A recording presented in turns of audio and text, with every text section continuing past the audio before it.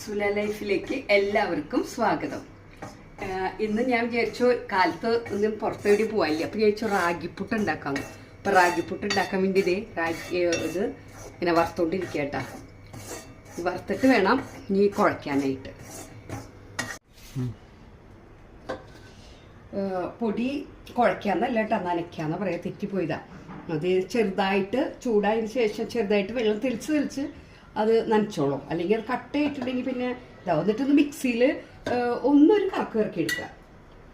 ഇത് പിന്നെ നമ്മൾ കുറച്ച് നാളികേരയിലിട്ടിട്ട് ഒന്ന് നനയ്ക്കാൻ വെച്ചാൽ ഇതാക്കാൻ നല്ലത്, കുറച്ചും കൂടി ടേസ്റ്റ് ആവും. പിന്നെ ഞാൻ പുട്ടത് നറക്കിയ പുട്ട്, ചറ്റപ്പുട്ട് ഇതെങ്ങനെ ഉണ്ടാക്കാന്ന് വെച്ചു. ഇതാണ് എനിക്കിഷ്ടം ഇങ്ങനെ ഇതിൽ ഉണ്ടാക്കാനായിട്ട്. കാണാനൊരു ഭംഗിയുണ്ടല്ലോ ചറ്റപ്പുട്ട് പോലെ ഇരിക്കുന്നത്. അപ്പം അത് കാരണം ഇതിപ്പോൾ പുട്ട് ഇങ്ങനെ ഉണ്ടാക്കാൻ പോവുക.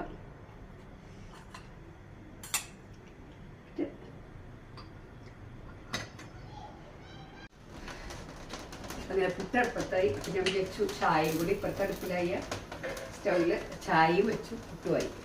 കറി ഇതിന് മുമ്പ് ഉണ്ടാക്കി വെച്ചിട്ടുണ്ട്.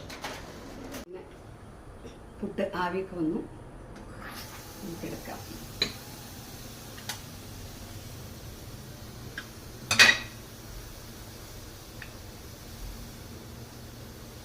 നമ്മുടെ റാഗിപ്പുട്ട് റെഡി. റാഗിപ്പുട്ട് റെഡി.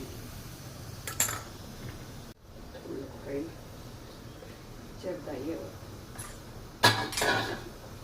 ഇനി അടുത്ത പുട്ടും വെച്ചു.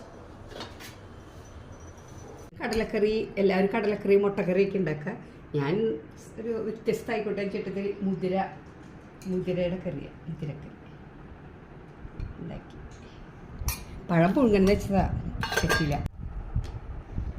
അപ്പം എല്ലാവരും എൻ്റെ ഇത് ഇഷ്ടമായി എന്ന് വെച്ചിട്ടുണ്ടെങ്കിൽ എല്ലാവരും സബ്സ്ക്രൈബ് ചെയ്യുക, ഷെയർ ചെയ്യുക, ലൈക്ക് ചെയ്യുക, ഫോളോ ചെയ്യുക, എല്ലാം ചെയ്യുക കേട്ടോ.